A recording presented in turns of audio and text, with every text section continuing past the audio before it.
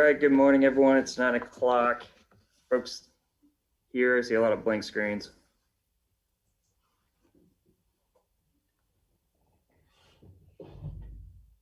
Cool.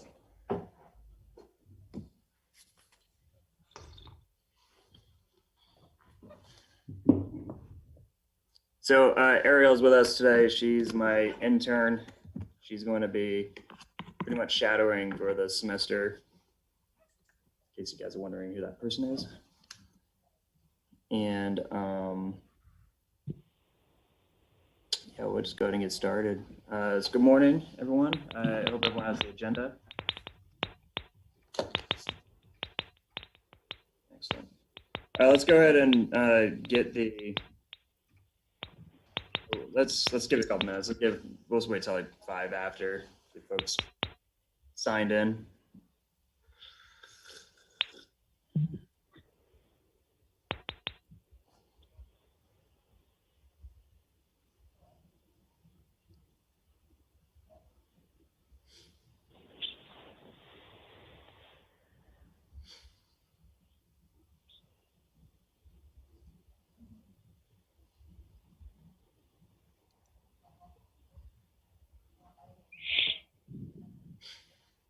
So we got a bunch of staff on today, so hopefully folks will come with some questions and we can try to put together some next steps.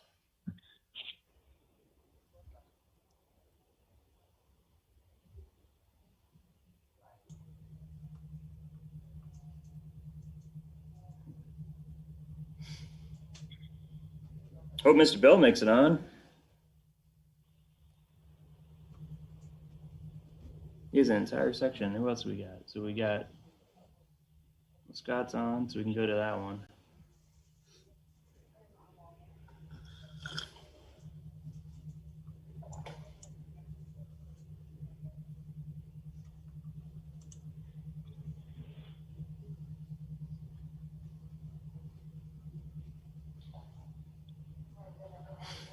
Morning. Morning, sir. Wayne, what district do you live in? You know, Just good question. asking for a friend. Huh? Just asking for a friend. Well, I am out east. I should know the number. I don't. I'm out east, just at 159th. I'm just inside of 159th at Central.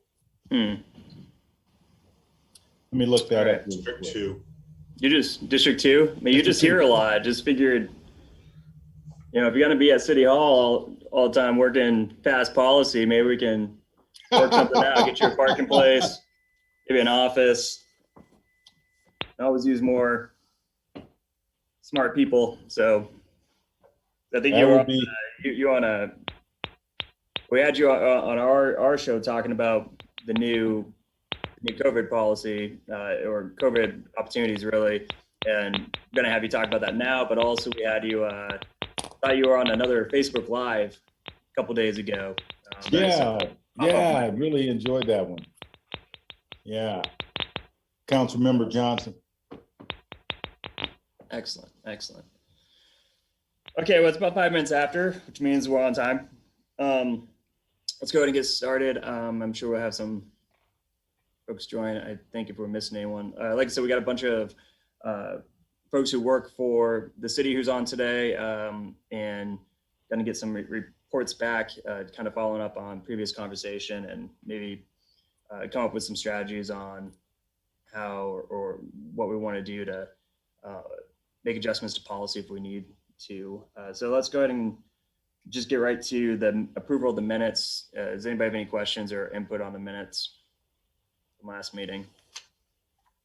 Nothing pressing. All right. Nope. Good. I will make a motion that we approve the minutes. Needs a second. I'll second. Amber seconds. All in favor of approving the minutes, please say aye. Aye, or give a thumbs up. All for the same sign or thumbs down. The minutes do pass. All right, so we're going to give the floor to Mr. Scott Whipple. He is the Director of Planning here, and to cover Delano and downtown pedestrian safety ways.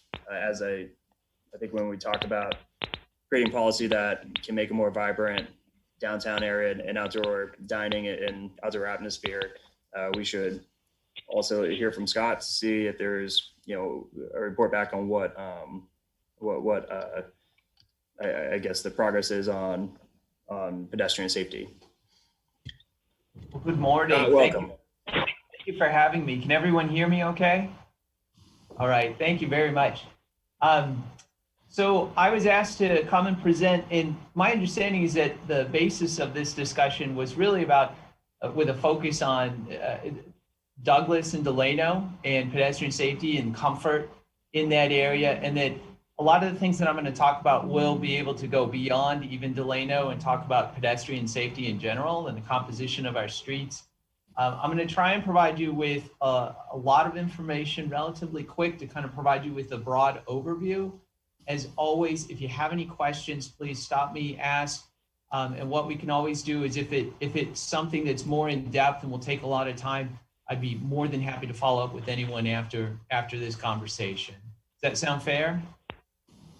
Okay. Hey, Scott, This is the first time this has come to my attention, but are you from Jersey? No, I'm not, but I do have family from New York. So Is that the accent? All right. It's going to bother me this whole time unless I got that out of the way. So, okay. So you got He's not throat enough. He's not. Yeah. He's too nice. Yeah. Okay. Sorry. Now I can move on knowing that. Okay. So that is an accent. All right. So what I'd like to do is I'll go ahead and try and share my screen. Sometimes this works well, sometimes not so much. So we'll give it a shot. Can everybody see my screen? Okay, perfect. One thing I'd like to talk about first is really the big picture here, and that's the value of pedestrian-oriented locations. And there's an example. Strong Towns, you may have heard of them. They do a lot of interesting stuff. Some of their stuff, I agree with some of it. It's interesting. But one of the analysis that they did, and I think it really speaks volumes about the value of small businesses and pedestrian-oriented locations, is in his own hometown up in Minnesota. This guy looked at a new development of a Taco John's. You can see it here. You can see the parking lot around it, compared to an older kind of shopping center. Lots of buildings there, and they've got some pictures, just some zoomed in.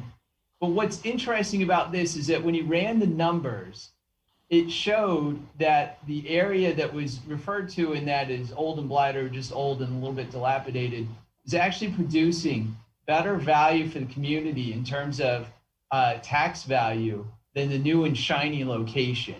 And a primary reason for that is because if you look at the two developments, there are more improvements per square foot on this area than there is here, where a lot of it is consumed by parking. So a lot of times you'll see people talk about, walking and bicycling as being healthier, as there's social benefits, there's all these other benefits. But what I want to do is I want to at least be able to point out that the things that you're talking about, pedestrian safety, it's kind of like a Jerry Maguire moment. Like, there is real money involved in this, and it deals with not only our financial stability and resilience as a community. And so what you're talking about today is really important, both in the small picture in terms of individual safety, but also in the larger picture in terms of just financial stability and strength in our community. So with that said, that's kind of the big picture. The next thing is to go and talk about the specific location in Delano. Now, is this the area, kind of this corridor, this section of Douglas? Is that correct? Kind of in the existing, kind of what's been, where the streetscaping project was done? My understanding is that there were questions about that pedestrians, there were some challenges in terms of pedestrian safety along this corridor, this section of Douglas. Is that correct? Did I get the area right? Okay.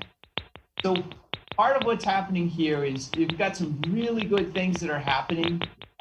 We know that there are three main factors when it comes to pedestrian safety, and that is speed of the motor vehicles, the amount of traffic, and then the number of lanes.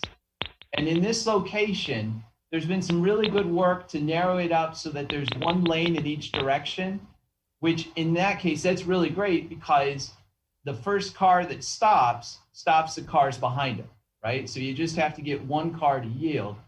You've also got some really good things in terms of there's streetscaping to help slow down the vehicles, because we know that when drivers are traveling in an area that has friction, so to speak, along the sides, and those are things of interest, those are trees, those are parked cars, those can be a variety of different things, that they'll travel slower. And we know that speed is critical because speed determines how much you can see as you're driving, how much you're paying attention to. It also determines how quickly you can react to something that happens out there. So there's some really good things happening here. But I think one of the things that I've observed personally, and maybe this is what you've experienced, I'm not sure, is when you're at the corner and you're standing there and you're getting ready to cross the street, you are waiting on what has been identified as a crosswalk for pedestrians, but the motor vehicles are not yielding. The drivers don't stop and yield for a person in the crosswalk. Is that similar? Is that getting to some of the concerns? Oh, okay. Well, I'm not getting a yes or a no. I'm sorry. Well, we're people can feel free to jump in with questions for clarifications and concerns, but also we're looking for also just kind of an overview, better understanding, I guess, also what the pedestrian safety. Okay. Well, there's some general guidance too that I've got in terms of the Wichita community, and then also some things that have specifically happened here. So the Wichita Pedestrian Master Plan, sorry, I've got to move this down. Let's see what we got here. There's a couple of different documents that we've got that can help out with this. The first one is the Wichita Pedestrian Master Plan. And in the master plan, it's got 172 pages. And in the back section of it are specific guidance for the development of things that can help improve pedestrian safety and reduce crashes. For instance, here's a section on medians and how they should be done, how they can help reduce turning conflicts. Crosswalks, for instance, there's guidance on crosswalks, why it's important to put crosswalks as the stripes that face towards drivers, because they're more visible as a car is approaching, as opposed to if they're just across. Part of the challenge I think that we also see with brick crosswalks is that they're visible to the pedestrians who are standing at the corner getting ready to use them. But later in the evening, drivers are not able to see them because they can't distinguish them from the roadway. So this is some of the guidance that's included in there, how to design the intersections. So the pedestrian master plan is one resource. A second resource would be the crossing guidance that we've got. So we have a specific document that talks about crosswalk guidance. In that document is a table that provides information about the number of vehicles, the number of lanes, and then the speed. Based on that information, then it's got different treatments that are recommended, including some special signs. And I think that this could be very helpful in our community. Is I don't know that a lot of drivers understand the rules of the road, so to speak, when you come to a crosswalk, that it is the state law that you're supposed to yield. And I think sometimes providing just that simple reminder can be helpful. In other instances, there are recommendations for medians, for raised crosswalks. Also, then you get into signals as you just progressively work through the table and get into faster speeds, more lanes, et cetera. Then there's more infrastructure that's recommended to help address the pedestrian safety. Is this helpful so far, providing just kind of what our guidance documentation is? I believe so. Are there any questions so far? Also, Scott, with the plan that's in place, can you kind of give us an update on if you believe or what will be any major changes to the entertainment areas of our downtown Delano? What are we seeing or projecting any major changes the next year or two? Yeah, that's a good question. In terms of changes, we're currently in the process of with downtown streets. There's a plan for downtown streets. It looks at things all the way from the river on out to Washington, north to Murdoch, and then south down to Kellogg.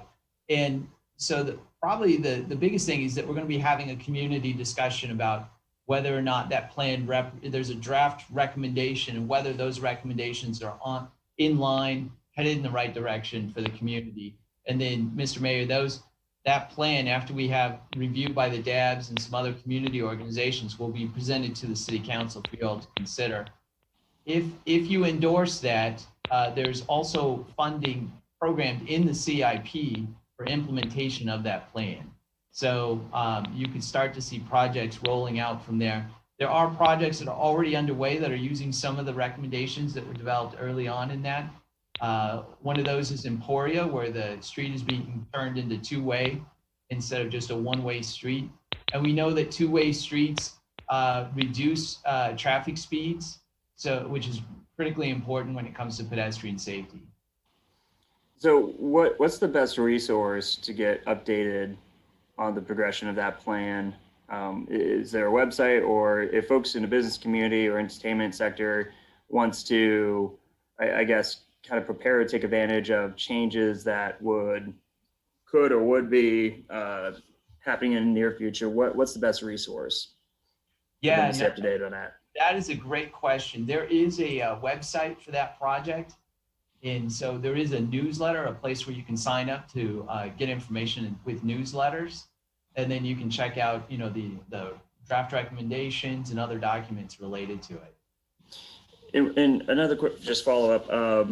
This group here kind of serves somewhat of a purpose similar to a DAB, right? Where they help advise me, and the DABs will have a more official role, it sounds like, on getting input. And for those folks who want to have input on the new plans or proposals for the street project, what's the best way for them to give that input without going through having to go through, I guess, a DAB meeting? Is there a direct way to fill out a survey or something? Yeah, no, you can always email. There's a variety of different ways to provide feedback, but you can always email the staff that are working on it. You can always email or communicate with the people who are going to be reviewing it at the DABs. Even if you don't want to go to the formal meeting, you can just type up an email or share your perspective with those individuals.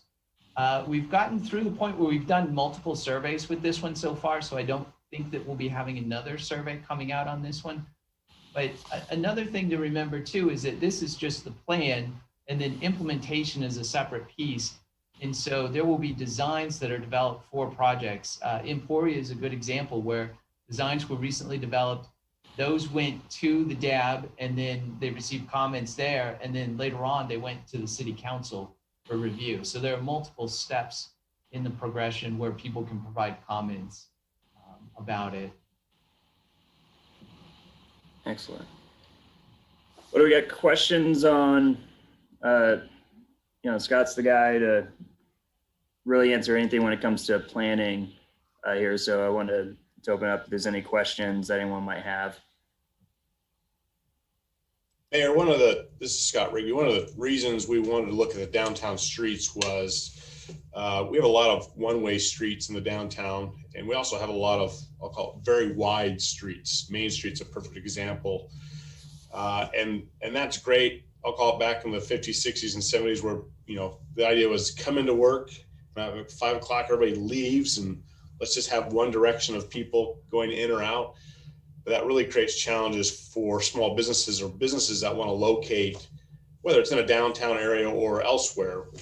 One-way streets only have one direction of cars. And so some people say that's 50% of the traffic that you could see on a street. That's 50% of the eyes that potentially could see a business. And so by changing some of these streets back to two-way, we project that we'd have a lot more visibility for our small businesses and even our office users who are looking to see, how do I get eyes on my business? Or if I have vendors and suppliers, I don't have to drive a mile to get back to where I need to go. I can quickly go both ways. And then on Main Street, for example, what is it, 4 or 5 lanes at some point, Scott? Yeah, it is. It's just, I'll call it, a poor use of the space. As again, if you're, as you get older, it's difficult sometimes to get across those wide streets within the timing of the lights. And so that goes back to pedestrian safety, is how do we make streets that are safer, that increase the opportunity for visibility for economic development and other activities. So that's our effort. Emporia is going to be a great example. I think over the next 69 days, you'll start to see that conversion for two-way. We saw that, what was it, on St. Francis by NASCAR Park, that changeover really create a much more vibrant street, especially for those small businesses that really depend on me driving by, slow down, see a business that I never saw before, quickly I can duck in and take advantage of that. So just when I think kind of link this discussion also to previous discussions, if we're looking towards more ways to expand on like the open air ICT policy and, some of the policies that we can utilize for entertainment, such to create more of an outdoor environment as well. Can we, I guess, because Scott hasn't really been in on those conversations, it'd be really nice if we can somewhat identify streets that would be prime, I guess, to let businesses or walkways, or what would be, I think, like good locations to take advantage of these policies that we could kind of predetermine as these, as streets that would, or areas that would be great for outdoor dining, let's say, and then we can approach the businesses in that area and kind of predetermine certain spots that wouldn't affect traffic as much and be safe to do. I would love to chat with folks and staff who really understands our layout and this topic, so we can, I think, better implement some of these policies that we currently have. We're happy to do that, Mayor. That's actually one of the intended goals of the downtown streets effort, is to make pedestrian opportunities to bring businesses out of the shop front onto those sidewalks and areas. And with the downtown streets program, more emphasis on pedestrian or bikes, it even increases the safety to do that. So I don't know if Scott Whale, you have anything to add, but that's really one of the intended goals, is to bring people back out onto our streets, and that provides an opportunity for retail and for restaurants to engage those people more, even post-COVID. You think of, what's famous about Paris is, let's go see a Paris cafe. Well, how do we create that same type of feel in Wichita?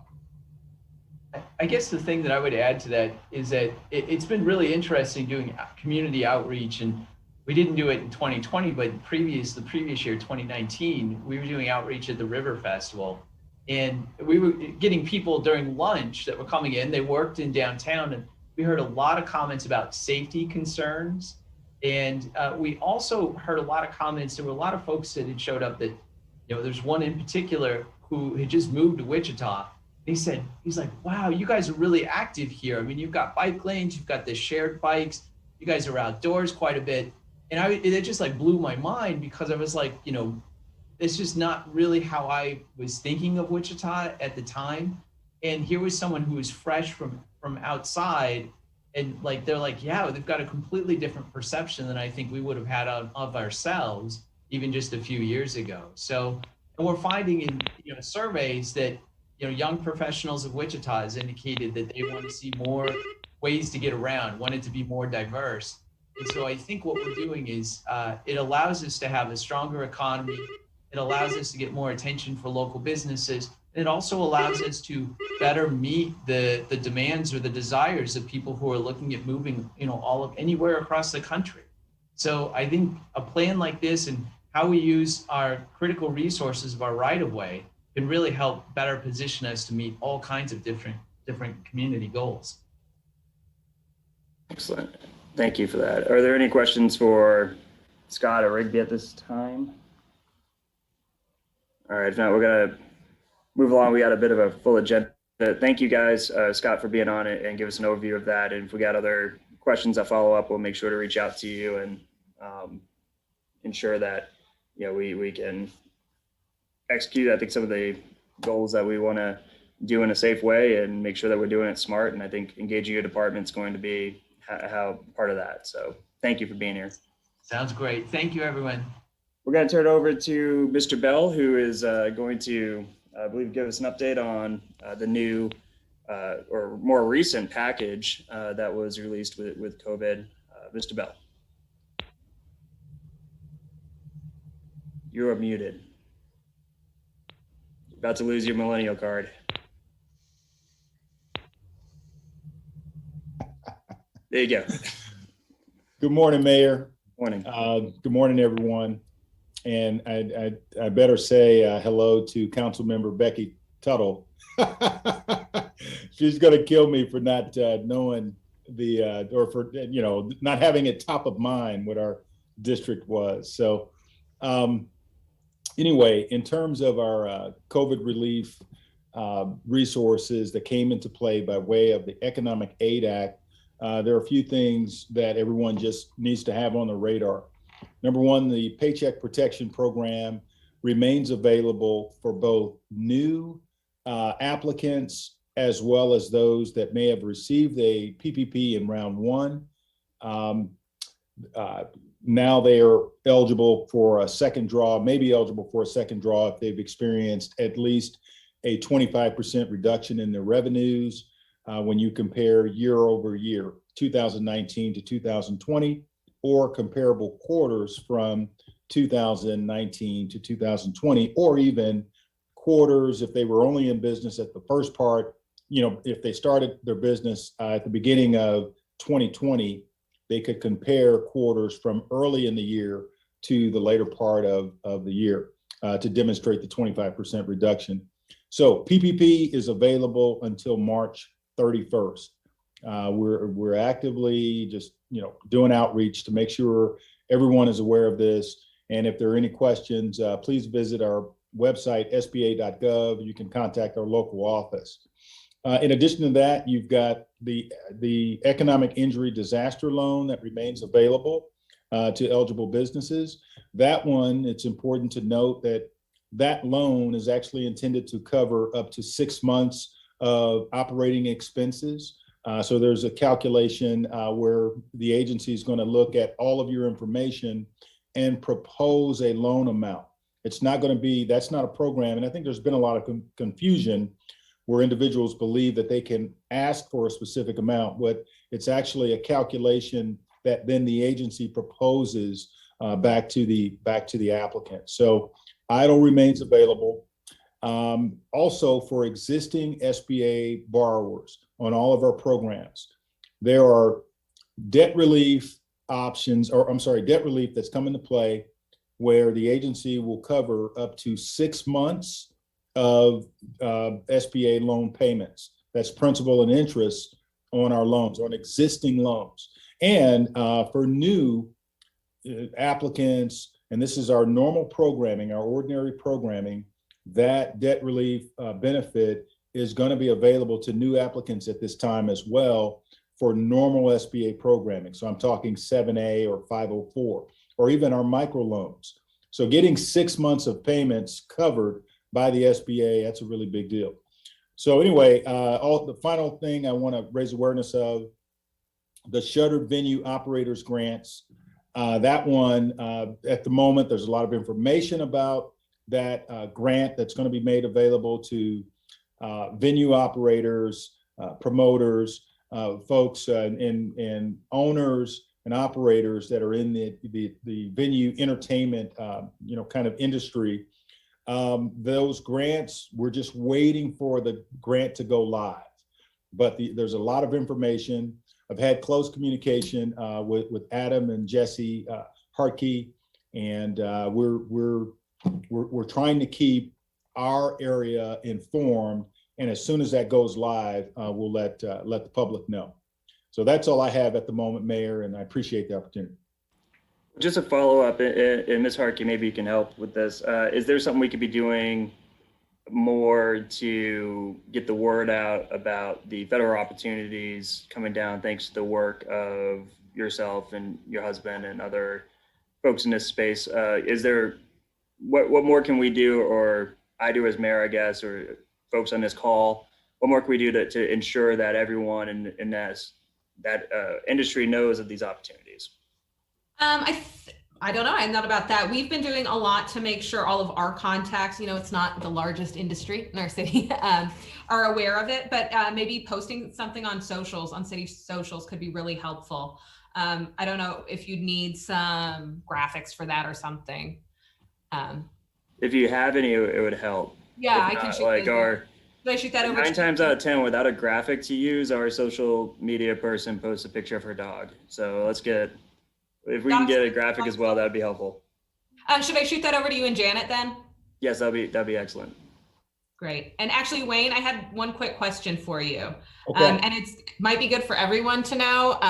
We found out that if you are applying for a federal grant, you need to have a cage code. And that's fun. So I thought I had ours in order, and then we have found out there needs to be a notified letter. And Wayne, that's what I'd emailed you about yesterday. And I don't know. I keep hearing that, yes, we do. And I have no verification from. I did submit your question to that program office. So it's our Office of Disaster Assistance. And you may recall the name Barbara Carson. She's one of our leaders in Washington, and she's over that program. I submitted the question and haven't received a response back yet. That one's just sort of making me lie awake at night. It's like, oh crap, did I miss this one small detail that will keep us from getting the grant? So yeah. Did you say a cage number? You guys have cages? Oh God. And they're numbered? After this year, it feels like it. Yeah, we have to go get a SAM. You have to go to sam.gov, and then you get a cage code, and it's right. So Right. Can I give you some advice here on that? So, because I'm a nonprofit, I have a cage number and a SAMS number. Right. So once you get your cage number, then you have to get your SAMS number, and it could take, it took me, I originally got it back in 2019. Again, it took me 6 months to get my SAMS and my cage number. Okay, because I have my cage number, and then we're hearing rumors from other venue numbers saying you have to send in a notarized letter. Correct. Okay. So a lot of, and sometimes it's different for nonprofits as it is for corporations, but that cage number also is linked to your Kansas ID. So if anything is changed or the address is off, we already a know. smidge, it doesn't have a north, but it actually physically does. Yeah.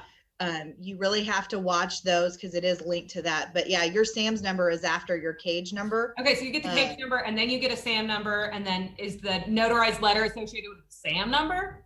It's associated with the cage number. Okay. Because SAMS is going to go with the cage verification. Okay. Yeah, I received nothing about sending in a notarized letter yet. So. Right. So what I would add, our lenders that are participating in the Paycheck Protection Program have also had to get a SAM number, okay? And they've allowed the lenders to do that after participation. So I suspect, because of the timeframes that we just heard with, how long it could take to get your SAM or cage code, I suspect it would be a requirement. If it's a requirement, number one, it's driven by fraud and so many cases of identity theft that these are other ways that they can confirm, you're the owners and you're tied to this entity, that sort of thing. I suspect it's something that is going to be required on the back end and not up front, which would prevent, an applicant from moving forward, because you would have to rely on the entities to get it back to you, so you have that. So yeah, that's what's happening on the lending side. I suspect they'll use that same methodology, and something you probably would have to provide, post application. So for grants, you can't move a lot of times. They do not give you that leeway. You have to have your SAMS number to even apply for the grant. And that again is a nonprofit. I'm not sure, I can't speak to the for-profit, but for the nonprofit, you cannot move past if you do not have your SAMS number. Simply, Problem is some folks in this situation that need the SVOG are going to not make it in 6 months. You know what I mean? It's like, so I've been through this process too, Jesse. I was going to call you on it, and Yeah, let's talk later. yeah, because I mean it's a very difficult, confusing process. I got booted out of the SAMS site like 3 or 4 times. Had to keep on logging back in. It's not a fun process. It's not an easy process. There's Yeah, a phone number let's you talk can later, Alex. call. There's a phone number you can call, and you can escalate your SAMS number. You can actually call and say, this is the deadline I'm trying to get, and they will escalate it, and you can have it in 3 days if everything on your cage is correct. Oh, great, because my cage number is all activated and I have an expiration date and everything. Amber, do you have that phone number available that you could share? I can get it, and make sure that you have an active email address linked to that, because your SAMS number, email, login and password will expire every 3 months, I believe. And you have to go in. If you don't, you will lose your SAM status. You have to go in and change your password and then send you the email. It's very important. I will get that number for you here in just 1 second. Amber, you said you said that the cage code could be obtained within 3 days. If your cage code is done and you have verified your cage code, you can call SAMS, tell them you have a date, and you can get your SAMS number expedited and get it in 3 days. That's Okay. perfect. That cage number is what's the cage important. code process, how long was that? Actually, the cage code didn't take too long. It was about 2 or 3. You could probably get it in a week. Okay. As long as all your stuff line up. It took me longer because I had to go back and change our name. You got to watch whatever states on whatever your tax on for the state of Kansas. If like ours was just listed under Women's Initiative Network, and by the state of Kansas, it's Wichita Women's Initiative Network. We were missing an N, and they don't tell you these things all at once. They correct one thing, you reapply, and then they're like, nope. And then you got to correct the next thing. That's what took us so long. But once I got the cage correct, and it went pretty fast, I was able to escalate our SAMS number and get it, because we had a deadline. And if you have you're applying for a loan, if you have the number and or the grant, they need the grant ID number, and they will escalate your thing in 3 days.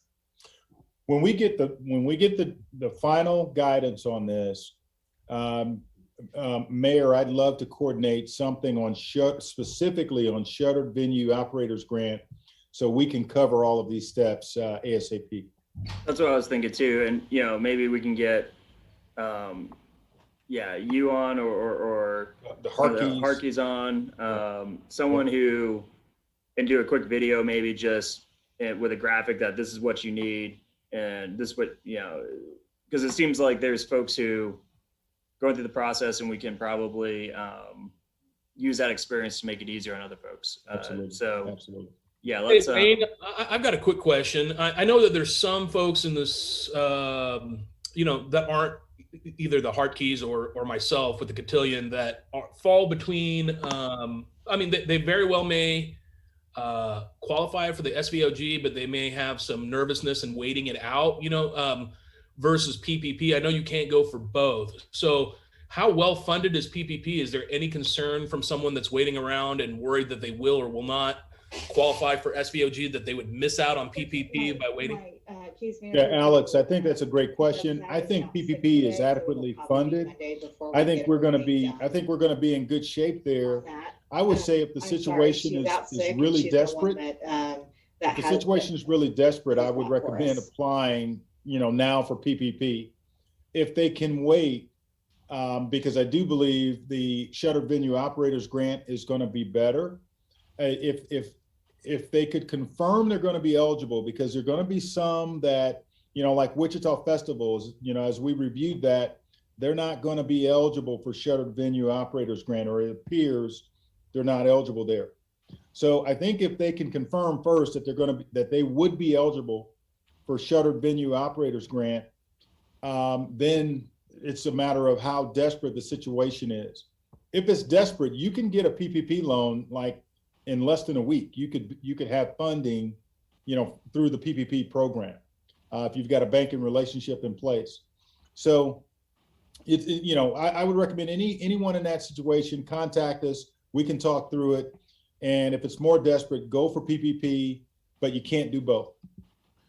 So that makes me even a little bit more worried that Wichita festivals wouldn't be eligible. That kind of worries me quite a bit in terms of maybe one of my other entities. But so you're saying you guys did an independent like analysis of their situation? We had a discussion. Actually, Adam and Jesse were involved, and we had a preliminary discussion about their specifics. And there's some criteria that really are tied to Shutter Venue Operators Grant that they didn't exactly meet. Gotcha. And so that's what happened. You know, I'd love to talk through it. I don't want to, you know, for the sake of time. No, that's fine. I can contact. You can contact me anytime, Alex. And like I said, we're going to take the mayor up on it where we do something specific, and maybe even you're involved in that conversation. So yeah, we want to spread the word, but if there's anyone in a desperate situation who's not sure, contact us. We can look at their details and then recommend PPP or holding out for Shutter Venue. Okay, sounds good to me. All right. Wayne, I'll be reaching out to you on that too. Okay. So this is Brooke. Okay, Brooke. Late to the meeting, but. Glad to hear, Brooke. And Wayne, let's circle back once folks reach out to you. Let's figure out if there is a common list of common frequent asked questions type stuff that we can get the information out. Like the biggest goal here, I think, when it comes to utilizing these federal programs is going to be ensuring Wichita gets its fair share, right? Make sure that people navigate through and don't leave any money on the table. So and that should go with everyone, right? Like, so if you're experiencing this or that's unexpected, you think that experience will be helpful if we talk about it. Let's make sure we utilize our networks to get that information out so that folks can possibly have a smoother experience. Okay. And Mayor, I am dropping the link to the frequently asked questions document in the chat right now. Perfect. Excellent. Okay. Thank you, sir. The Sam's number in the chat as well, and just make sure that you state you want to escalate your information and you have that grant ID or that funding ID number. Thanks, Amber, for that. Thank you, Amber. Wayne, is there a number associated with this grant as of yet? Is there a number? Yeah. Like Amber. Not that I've seen. Okay. Not that I've seen. Or if you have the name. Yeah, I got that. Okay, great. Yeah. Tell them the name. They may ask for the number, say it doesn't have a number. Here's the name of the grant in which we're applying for, and that should be able to escalate it. I am calling them right after this. Thank you so much. All right, so in the interest of time, we're going to move on to the next item here. We have Dante Martin. He's the assistant manager here in the city of Wichita. He is the man, the legend, the beard. He's going to give us a update regarding permitting and licensing. One of the common themes we've been discussing, and not just this call, but with other folks I've spoken to throughout the community, is what can we do to more streamline like the entertainment and the liquor license stuff. Like, what a lot of people are doing the same amount or double the work, and we're trying to modernize that. So Dante's on to give us some information about that effort. Thanks, Mayor, and good morning, everyone. Glad to be here with you today. As the Mayor said, we've received a number of concerns regarding our licensing processes, specifically liquor licensing, and the Mayor also mentioned how that relates to entertainment licensing. We have a staff team that's been working on this issue for a couple of months now. They reviewed our current processes. They looked at the data, basically how long does it take to turn around an application? And what we found, if it's a renewal, we're fairly efficient at that. We turn those around pretty quickly. If it's a new license, a new business, we're not as efficient as we should be. So we've taken a look at our processes. We're also looking across the state, those other cities that are similarly situated that fall under state of Kansas law, and what are their processes? What are they doing better than we are? What can we learn from them? So we looked at Topeka, Overland Park, Kansas City, Kansas, and believe it or not, Park City, in our own backyard, we've had customers tell us that Park City is doing this better than we are. And that was humbling to hear, but we've taken a look and we've kind of identified some of the differences in what we do and what these other cities are doing. The result of that work really is a process map. It's picking apart our process, what we do and why we do it that way. And the mayor mentioned, part of it is information sharing, communication with the state. If you're seeking a license in the city, you've already applied for a license in the state. What can we do to better communicate with the state? What can we do to share information? Also looking at our processes to see what can we do concurrently instead of consecutively. Can we have some things going at the same time instead of waiting for one shoe to drop or one ball to drop before we start? That's important, especially as it relates to new business, because you have fire inspections, you have occupancy inspections, you have a number of other inspections that take place for new businesses that delay or lengthen the amount of time it takes to turn around a license. All of this to say, so we're taking an objective look at this.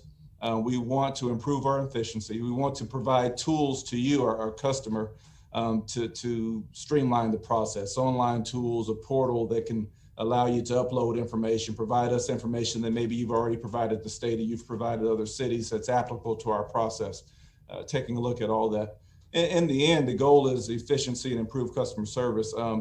And I mentioned earlier, qualitative data. We want to hear directly from you. So we've identified a couple of businesses that have contacted us previously that have expressed concern about the process and their experience. And that's been enlightening and it's been helpful to me and to staff as we start to look at this.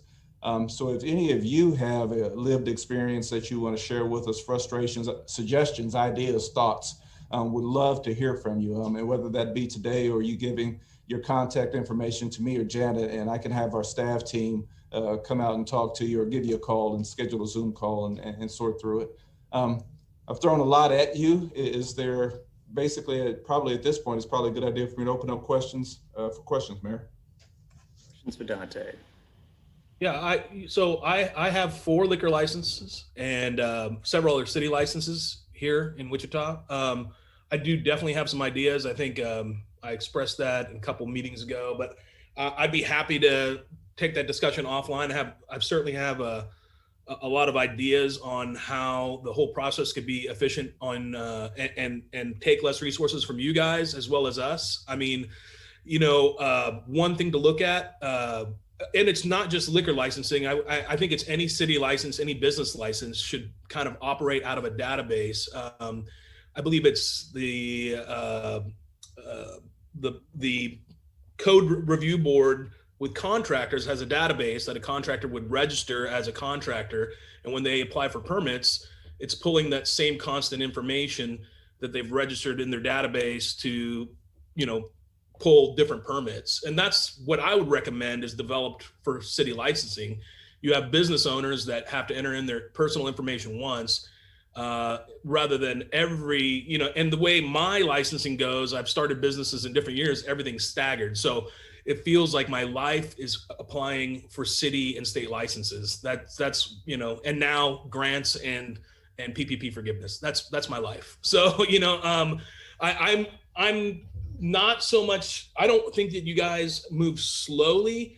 I find the fact that I have one emergency document that I've resubmitted every single, year, and the same diagram of my business every single year, I have to pull that up, print that out, send it in. I just think that's greatly inefficient. I think it could exist online.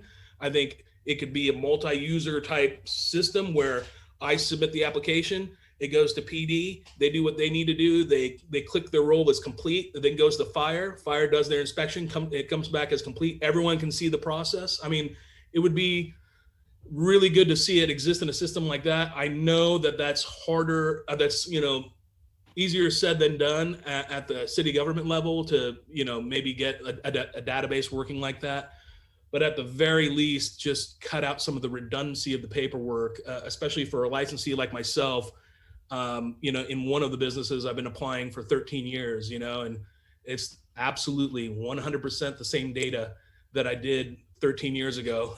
I just write it out. And sometimes, eventually I caught on and I just kept a copy You know what I mean? But I just think that, less hands on processing the same information would be, greatly helpful to you guys in terms of saving resources. I appreciate the feedback and the input. I assume Janet has your contact information, and we'll be in touch with you. Your idea of utilizing a workflow, that is something that we're using in other instances, city approval processes, and it definitely could be applied here and help streamline and make the process more efficient. So I appreciate you sharing that.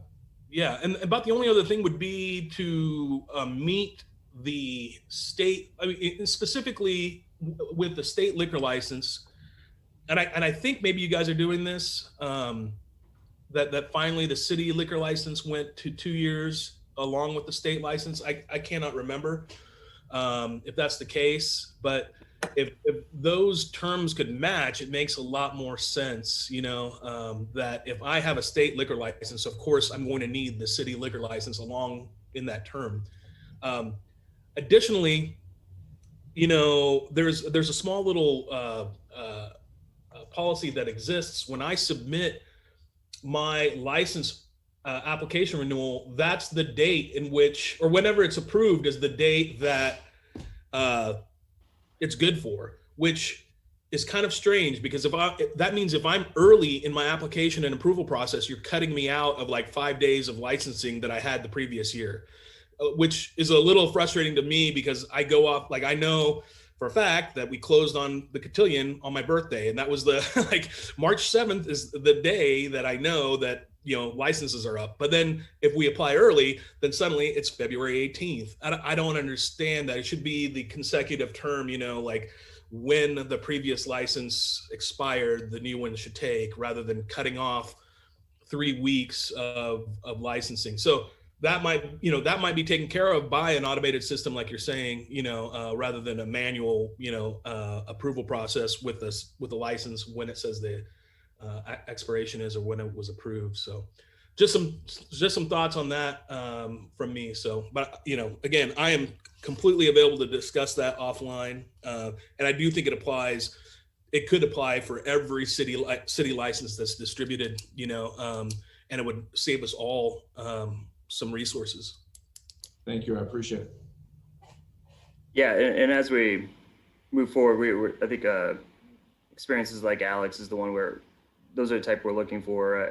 I remember back in 2008, the federal government talked about just instead of filling out a FAFSA, if you did your taxes online, you could check a box and it will automatically submit your information to the FAFSA, because it's the same information. It was just different websites, different sheets. It was just a mess. And I think we're trying to look for a similar process. How do we kind of streamline this better and modernize it? So let's keep this discussion going. It's one I have weekly with some of our folks here to see what a good result would be for that.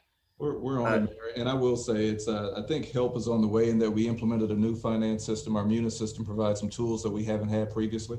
So this idea of storing information in a database and using it as we go forward, I think we have some capabilities now that we haven't had in the past. So I appreciate the comments and the feedback. It's well taken. Excellent. All right. So any questions for Dante? All right. If not, so we're closing out then. I do want to say that I would like to have a discussion eventually about our city ethics policy.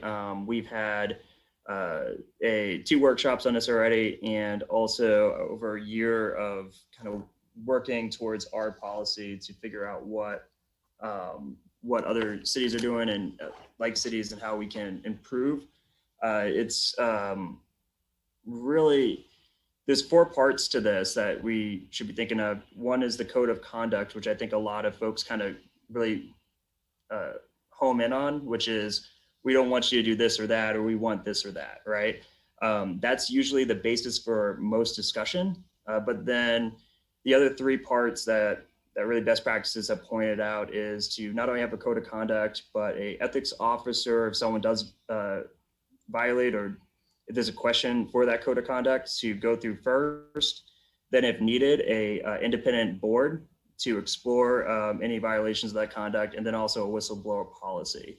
A lot of this is to also protect businesses, to make sure that if someone who is elected, and I'm not saying this ever this happens. But if someone who's elected asks a business who wants to do business with the city of Wichita to do something inappropriate, we should have a policy, a whistleblower policy, so that can come to light, so that businesses don't feel like, they have to jump through hoops that aren't there.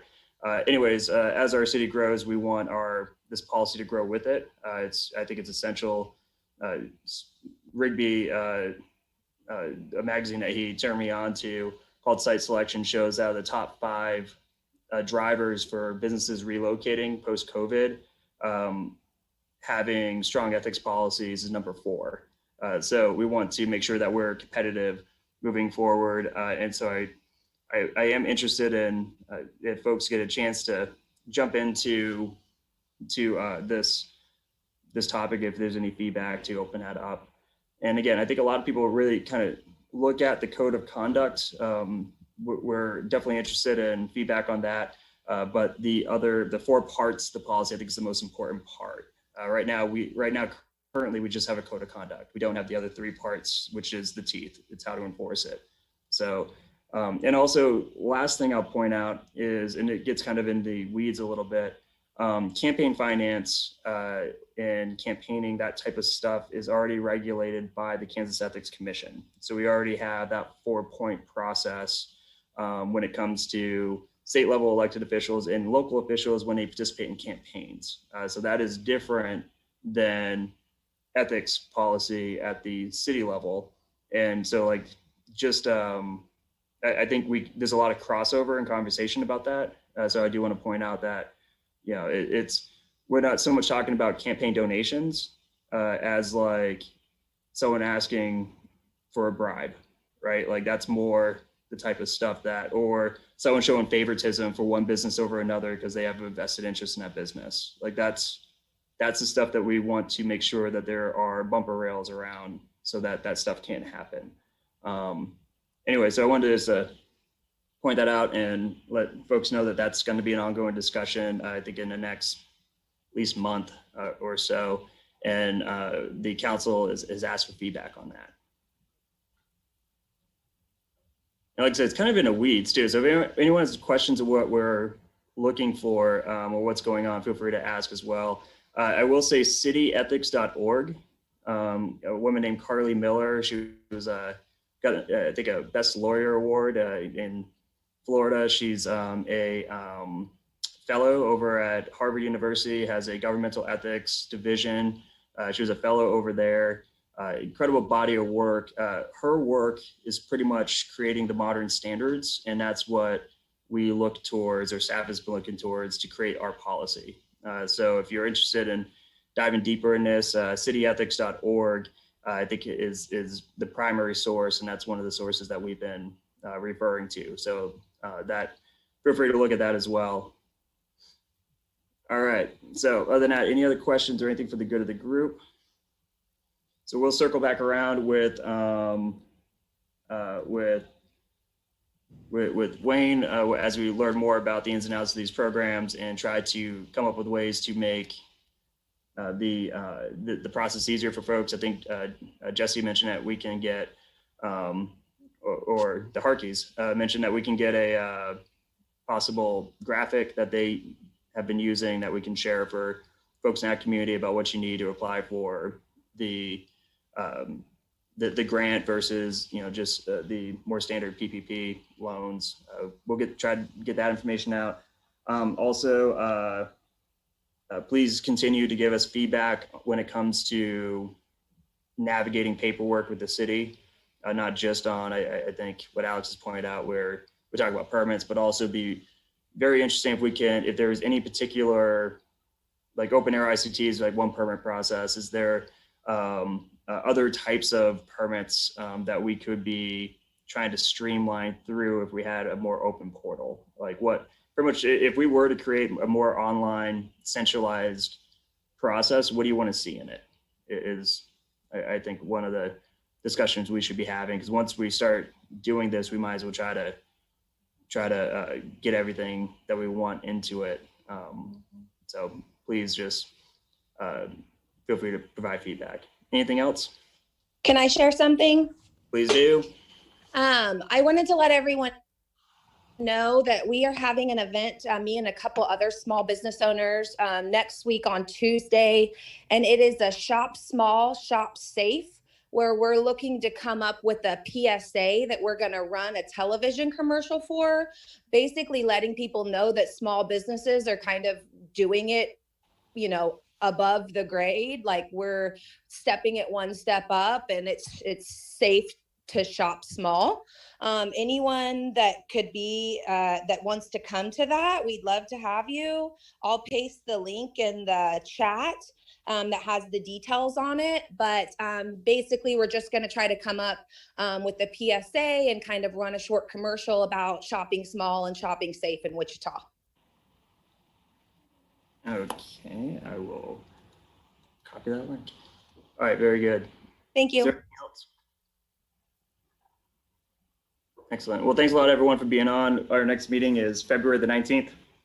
Excuse me, and I look forward to continuing this conversation. Of course, we can still continue this chat on our Facebook page. And if there's anything I can do for anyone, please reach out. Or reach out to Bill. And to be honest, he's probably the guy you need to talk to for whatever you need. But if there's anything I can do for you, make sure you reach out to Bill. All right. Thanks a lot, guys. Have a good week. All right. Thanks, everybody. Bye-bye.